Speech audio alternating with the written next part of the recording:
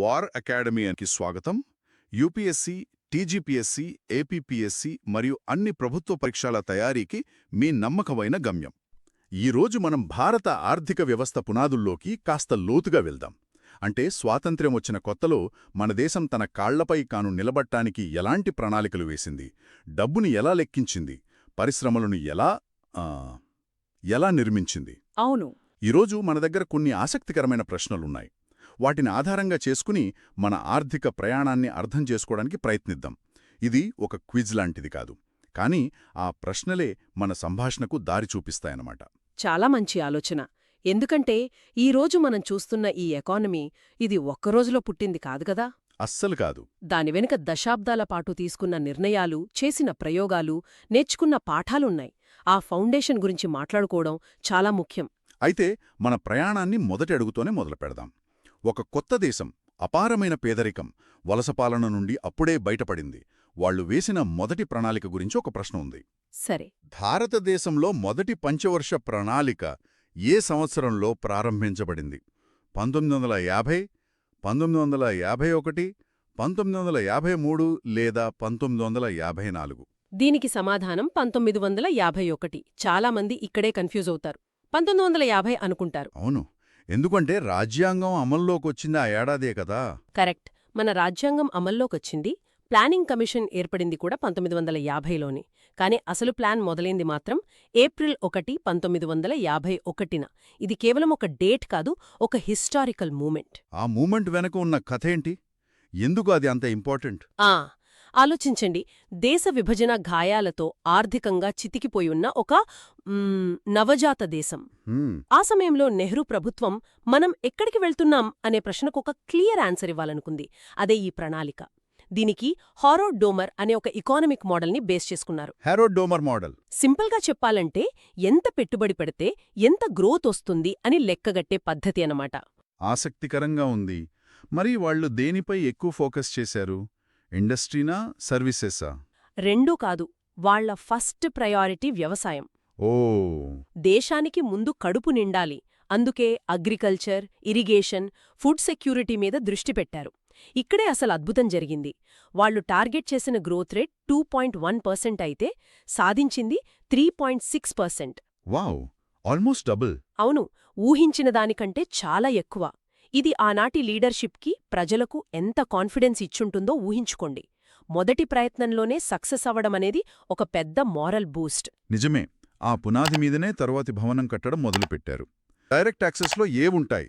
వ్యక్తుల ఆదాయాలపై పన్నులు మరియు వ్యాపార సంస్థల లాభాలు. ఈ రెండూ ఉంటాయా లేదా ఏదైనా ఒకటేనా? రెండూ ఉంటాయి. డైరెక్ట్ ట్యాక్స్ అనే పదంలోనే దాని మీనింగ్ ఉంది. పన్ను భారం ఎవరిమీదైతే వేస్తారో వాళ్లే దాన్ని డైరెక్ట్గా ప్రభుత్వానికి కట్టాలి. దాన్ని వేరొకరి మీదకు పాస్ ఆన్ చేయలేరు. ఒక ఎగ్జాంపుల్తో చెప్తారా? డైరెక్ట్ ట్యాక్స్కి, ఇండైరెక్ట్ ట్యాక్స్కి తేడా ఏంటి? చాలా సింపుల్. మీరు ఉద్యోగం చేసి జీతం సంపాదిస్తే దానిమీద ఇన్కమ్ ట్యాక్స్ మీరే కట్టాలి. మీ బాస్ని కట్టమని అడగలేరు. కరెక్ట్. అలాగే ఒక కంపెనీ ప్రాఫిట్ సంపాదిస్తే దానిమీద కార్పొరేషన్ ట్యాక్స్ ఆ కంపెనీయే కట్టాలి. ఇవి రెండూ డైరెక్ట్ ట్యాక్సులు. అదే మీరు షాప్కి వెళ్ళి ఒక సబ్బు కొన్నారనుకోండి, దాని ప్రైస్లో ట్యాక్స్ కూడా ఇంక్లూడ్ అయ్యుంటుంది. ఆ ట్యాక్స్ని కంపెనీ మీ ద్వారా కలెక్ట్ చేసి ప్రభుత్వానికి కడుతోంది. అంటే కంపెనీ తన ట్యాక్స్ బర్డన్ని మీ మీదకు నెట్టేసింది. అది ఇండైరెక్ట్ ట్యాక్స్. అవును, అదే ఇండైరెక్ట్ ట్యాక్స్. చాలా క్లియర్ డిఫరెన్స్. చాలా చక్కగా వివరించారు. మధ్యలో అనుకోని ఛాలెంజెస్ వస్తాయి. అలాంటి ఒక ఛాలెంజ్ కరువు. నిజమే. దీనికి సంబంధించి ఒక ప్రశ్న. కరువు పీడిత ప్రాంతాల కార్యక్రమం అంటే డిపిఏపి ఏ పంచవర్ష ప్రణాళిక కాలంలో ప్రారంభించబడింది? ఇది 4వ పంచవర్ష ప్రణాళిక 1969-74 టైంలో. అంటే సుమారుగా 1969-70లో స్టార్ట్ అయింది. దీని వెనుక ఏదైనా ప్రత్యేక కారణముందా? ఉంది. 1960ల మధ్యలో దేశం చాలా తీవ్రమైన కరువులను చూసింది. అప్పటివరకు మనం కరువు వస్తే రిలీఫ్ మెజర్స్ చేపట్టేవాళ్లం. కానీ ఫస్ట్ టైం కరువు రాకముందే దాన్ని ఎదుర్కోవడానికి, దాని ప్రభావాన్ని తగ్గించడానికి ఒక లాంగ్ టర్మ్ స్ట్రాటజీ కావాలని ప్రభుత్వం భావించింది. అవడం కాకుండా ప్రాబ్లంని ముందుగానే ప్రివెంట్ చేసే ప్రయత్నం అన్నమాట. ఖచ్చితంగా. ఈ డిపిఏపి ప్రోగ్రాం కింద వాటర్ కన్జర్వేషన్, ఫారెస్ట్రేషన్, పశుసంపద అభివృద్ధి వంటి వాటిపై ఫోకస్ పెట్టారు. ఇది ఒక రియాక్టివ్ అప్రోచ్ నుండి ప్రోయాక్టివ్ అప్రోచ్కు మారడానికి ఒక బెస్ట్ ఎగ్జాంపుల్. మొదటి ప్రణాళిక వ్యవసాయంపై దృష్టి పెడితే మరి దేశ పారిశ్రామిక రంగానికి ఒక స్పష్టమైన డైరెక్షన్ ఎప్పుడొచ్చింది? ఇక్కడే మన నెక్స్ట్ క్వశ్చన్ వస్తుంది. పారిశ్రామిక విధాన తీర్మానం 1956 గురించి 2 స్టేట్మెంట్స్ ఉన్నాయి.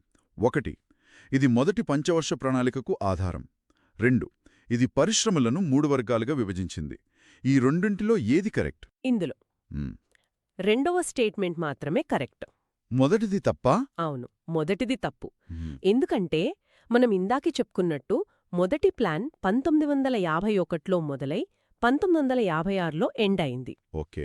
ఈ తీర్మానం వచ్చింది 1956లో, అంటే ఫస్ట్ ప్లాన్ చివర్లో. కాబట్టి ఇది దానికి బేస్ కాలేదు. నిజానికి ఈ తీర్మానం రెండవ పంచవర్ష ప్రణాళికకు 1956-61 ఒక బైబిల్ లాంటిదన్నమాట. అర్థమైంది. అంటే ఆ రెండో వాక్యం పరిశ్రమలను 3 వర్గాలుగా విభజించడం అనేది అంత కీలకమైన మార్పు అన్నమాట. ఆ 3 కేటగిరీలు ఏంటి? ఎందుకు అలా డివైడ్ చేశారు? అదే అసలు పాయింట్. దీన్నే మిక్స్డ్ ఎకానమీకి ఫౌండేషన్ అంటారు. అప్పటి ప్రభుత్వం దేశాన్ని ఒక సోషలిస్టిక్ ప్యాటర్న్ ఆఫ్ సొసైటీ వైపు నడిపించాలనుకుంది. Socialistic pattern. అవును. అందుకే షెడ్యూల్ ఏ కింద ఆయుధాలు, అణుశక్తి, రైల్వేల వంటి మోస్ట్ ఇంపార్టెంట్ ఇండస్ట్రీస్ని పూర్తిగా ప్రభుత్వమే చూసుకుంది. షెడ్యూల్ బి కింద స్టీల్, హెవీ మెషినరీ లాంటివి పబ్లిక్ ప్రైవేట్ పార్ట్నర్షిప్లో నడిచాయి. కానీ కంట్రోల్ ప్రభుత్వానిదే. మరి మిగిలినవే? ఇక మిగిలినవన్నీ షెడ్యూల్ సి కింద ప్రైవేట్ సెక్టర్కి వదిలేశారు. అంటే ప్రభుత్వం ఒక పెద్దన్న పాత్ర పోషించిందన్నమాట. ఏది ముఖ్యమో తానే డిసైడ్ చేసుకుని మిగిలినవి ప్రైవేట్కి ఇచ్చింది. ఎగ్జాక్ట్లీ. ఈ సోషలిజం ఆలోచన విధానం గురించి ఇంకొంచెం లోతుగా వెళ్దాం. ఇక్కడ ఒక ప్రశ్న ఉంది. సామ్యవాద సమాజంలో సమాజ అవసరాలకు అనుగుణంగా ఏ వస్తువులు ఉత్పత్తి చేయాలో ప్రభుత్వం నిర్ణయిస్తుంది అనేదొక స్టేట్మెంట్. ఉత్పత్తి చేయబడిన వస్తువులు ప్రజల కొనుగోలు శక్తి ఆధారంగా పంపిణీ చేయబడతాయి అనేది రెండో స్టేట్మెంట్. వీటిలో ఏది నిజం? ఇందులో మొదటిది మాత్రమే నిజం. సామ్యవాదానికి క్యాపిటలిజంకి మధ్య ఉన్న ఫండమెంటల్ డిఫరెన్స్ ఇదే. సామ్యవాదంలో ప్రాఫిట్ కాదు, పబ్లిక్ వెల్ఫేర్ ముఖ్యం. ఓకే. అందుకే సొసైటీకి కార్లు అవసరమా లేక బ్రెడ్ అవసరమా అనేది ప్రభుత్వమే నిర్ణయిస్తుంది. మరి రెండవ వాక్యం ఎందుకు తప్పు? పర్చేసింగ్ పవర్ బేస్ చేసుకుని డిస్ట్రిబ్యూట్ చేయడంలో తప్పేముంది? కొనుగోలు శక్తి అంటే డబ్బున్నవాడికే వస్తువు దొరకడం అనేది క్యాపిటలిజం లక్షణం. రైట్. సామ్యవాదంలో అలా కాదు, అక్కడ అవసరం ఆధారంగా పంపిణీ జరగాలి.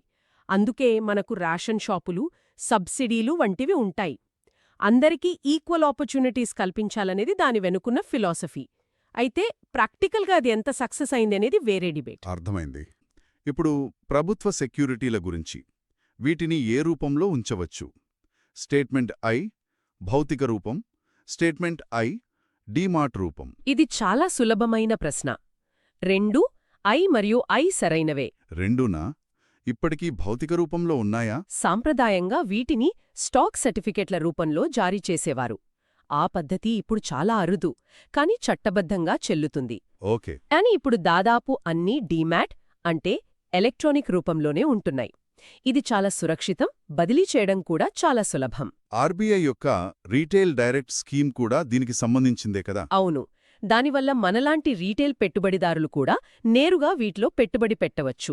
మంచిది. ఇప్పుడు దేశంలో డబ్బు ఎలా సర్క్యులేట్ అవుతుందో చూద్దాం. మన జేబులో ఉన్న డబ్బు, బ్యాంకులో ఉన్న డబ్బు, వీటన్నిటినీ ప్రభుత్వం ఎలా లెక్కిస్తుంది? ఇక్కడ మనీ సప్లైకి సంబంధించి M1, M2, M3, M4 అని కొన్ని మెజర్మెంట్స్ ఉన్నాయి. వాటిలో M3 అంటే M1 ప్లస్ వాణిజ్య బ్యాంకుల నికర టైం డిపాజిట్లు అనేది సరైన కాంబినేషనా? అవును, అది ఖచ్చితంగా సరైన కాంబినేషన్. ఈ M1, M2 ఇవన్నీ చూసి కంగారు పడాల్సిన అవసరం లేదు. ఇది చాలా సులభమైన విషయం. అవేంటో కొంచెం విడమర్చి చెప్తారా? తప్పకుండా. అంటే ఆర్బీఐ దేశంలో ఎంత మనీ సర్క్యులేషన్లో ఉందో తెలుసుకోటానికి వాడే టూల్స్ అన్నమాట ఇవి. ఓకే. M1 అంటే ఏంటి? M1 అంటే వెంటనే ఖర్చు చేయగల డబ్బు. మీ జేబులో ఉన్న నోట్లు, మీ సేవింగ్స్ అకౌంట్లో ఉన్న డబ్బు, ఇలాంటివి. దీన్నే నారో మనీ అంటారు.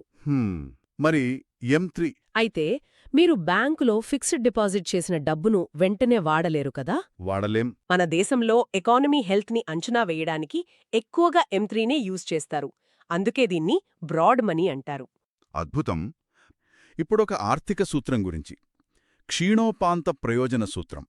దీని ప్రకారం ఒక వస్తువు యొక్క వినియోగమైతే ప్రతి అదనపు యూనిట్ నుండి వచ్చే ఉపాంత ప్రయోజనం ఇతర వస్తువుల వినియోగంగా ఉన్నప్పుడు ఖాళీలను పూరించాలి.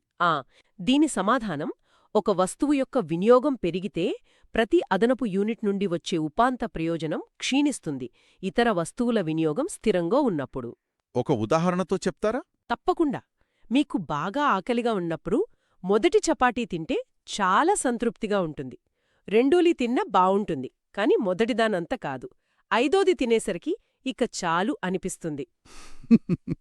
అవును, కరెక్ట్. ఇక్కడ మీ వినియోగం పెరుగుతోంది, కాని ప్రతి అదనపు చపాతీ నుండి వచ్చే ప్రయోజనం అంటే ఉపాంత ప్రయోజనం తగ్గుతూ వస్తోంది. ఇదే ఆ సూత్రం. సింపుల్గా చెప్పారు. దేశ భద్రతకు కూడా ఇన్ఫ్రాస్ట్రక్చర్ అవసరం, ముఖ్యంగా బోర్డర్ ఏరియాలలో. అవును. ఇది మనల్ని బోర్డర్ రోడ్స్ ఆర్గనైజేషన్ BROపై ఉన్న ప్రశ్నకు తీసుకువస్తుంది. BRO ఎప్పుడు స్థాపించబడింది? 1954, 1957, 1960 లేదా 1963? సరైన సమాధానం 1960. BRO ఏర్పాటు వెనక కూడా ఒక స్ట్రాంగ్ స్ట్రాటజిక్ రీజన్ ఉంది. ఏంటది? 1950ల చివర్లో ముఖ్యంగా చైనాతో బార్డర్ టెన్షన్స్ పెరుగుతున్నాయి. మన ఆర్మీ, వెపన్స్ సరిహద్దులకు వేగంగా చేరుకోవాలంటే మంచి రోడ్లు కావాలి. హిమాలయాల్లాంటి కష్టతరమైన ప్రాంతాల్లో రోడ్లు వేయడం సాధారణ పబ్లిక్ వర్క్స్ డిపార్ట్మెంట్ వల్ల అయ్యే పని కాదు. నిజమే. అందుకే స్పెసిఫిక్గా డిఫెన్స్ మినిస్ట్రీ కింద ఈ ఆర్గనైజేషన్ని ఏర్పాటు చేశారు. ఈ విషయం నన్ను ఎప్పుడూ ఆశ్చర్యపరుస్తుంది. సరిహద్దుల్లో రోడ్లు వేయడానికి ఏకంగా ఒక స్పెషల్ ఆర్గనైజేషన్ పెట్టాల్సి వచ్చిందంటే ఆనాటి పరిస్థితులు ఎంత ఛాలెంజింగ్గా ఉండేవో. నిజమే. BRO కేవలం రోడ్లు వేయడమే కాదు, దేశ సమగ్రతను కాపాడటంలో ఒక సైలెంట్ సోల్జర్ పాత్ర పోషిస్తోంది. ఇప్పటివరకు మనం సిస్టమ్స్, పాలసీల గురించి మాట్లాడాం. ఇప్పుడు అసలు విషయానికొద్దాం. ప్రజలు. ఈ మొత్తం ఆర్థిక వ్యవస్థలో పనిచేసే కార్మికుల గురించి ఒక ప్రశ్న. 2017-18లో భారతదేశంలో లేబర్ ఫోర్సు సుమారుగా ఎంత ఉంది? 271 మిలియన్ల, 471 మిలియన్ల? సరైన సంఖ్య సుమారుగా 471 మిలియన్లు, అంటే 47.1 కోట్లు. ఓ, చాలా పెద్ద సంఖ్య. ఇక్కడ మనము లేబర్ ఫోర్స్ అనే పదాన్ని సరిగ్గా అర్థం చేసుకోవాలి. ఇది దేశ పాపులేషన్ కాదు. కాదా? కాదు. పని చేస్తున్నవాళ్లు మరియు పనికోసం యాక్టివ్గా వెతుకుతున్న అన్ఎంప్లాయిడ్, ఈ ఇద్దర్నే కలిపితే వచ్చే సంఖ్య. అంటే ఇందులో ఆర్గనైజ్డ్, అన్ఆర్గనైజ్డ్ సెక్టార్స్లో పనిచేసేవారందరూ ఉంటారా? అవును. రైతు కూలీల నుండి సాఫ్ట్వేర్ ఇంజనీర్ల వరకు, రూరల్, అర్బన్, స్త్రీ పురుషులు అందరూ ఈ నంబర్లో భాగమే. ఒక దేశ ఎకానమీ సైజేంటి, దాని స్వరూపమేంటి అని తెలుసుకోవడానికి ఇదొక ముఖ్యమైన మెట్రిక్. చిర్రగా ఎకనామిక్ డెవలప్మెంట్ అంటే కేవలం డబ్బు, రోడ్లు, పరిశ్రమలేనా? లేక మనుషుల క్వాలిటీ ఆఫ్ లైఫ్ కూడా ముఖ్యమా? మంచి ప్రశ్న. ఇది మన చివరి ప్రశ్నకు దారితీస్తుంది. హ్యూమన్ డెవలప్మెంట్ రిపోర్ట్ గురించి. 1990 నుండి UNDP దీన్ని ప్రతి సంవత్సరం పబ్లిష్ చేస్తోందా? మరియు ఇది దేశాలకు ర్యాంకులు ఇస్తుందా? ఈ రెండు స్టేట్మెంట్స్ కరెక్టేనా? అవును, ఆ రెండూ కరెక్టే. 1990లలో ఎకానమిస్ట్స్ మహబూబుల్ హక్ మరియు అమర్త్య సేన్ ఒక అద్భుతమైన ఐడియాని ముందుకు తెచ్చారు. ఏంటది? దేశాభివృద్ధిని కేవలం పర్ క్యాపిటా ఇన్కంతో కొలవడం తప్పు అన్నారు. నిజమైన డెవలప్మెంట్ అంటే ప్రజల చాయిసెస్ని పెంచడం, వారి health, education, standard of living మెరుగుపరచడం. అందుకే ఈ హ్యూమన్ డెవలప్మెంట్ ఇండెక్స్ HDI వచ్చిందనమాట. ఖచ్చితంగా. ఈ రిపోర్ట్ దేశాలను కేవలం వారి జీడీపీ ఆధారంగా కాకుండా అక్కడి ప్రజల లైఫ్ ఎక్స్పెక్టెన్సీ, ఎడ్యుకేషన్ మరియు జీవన ప్రమాణాల ఆధారంగా ర్యాంకులిస్తుంది.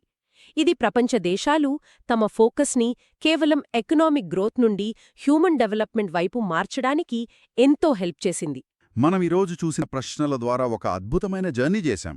స్వాతంత్ర్యం వచ్చిన కొత్తలో వేసిన మొదటి ప్రణాళిక నుండి పరిశ్రమలను నిర్మించడం, పన్నులు వేయడం, కరువులను ఎదుర్కోవడం మరియు చివరికి అభివృద్ధి అంటే మనుషులే అని గుర్తించడం వరకు ప్రతి పాయింట్ ఇంకోదాంతో ఎలా లింక్ అయ్యిందో క్లియర్గా కనిపించింది. నిజమే.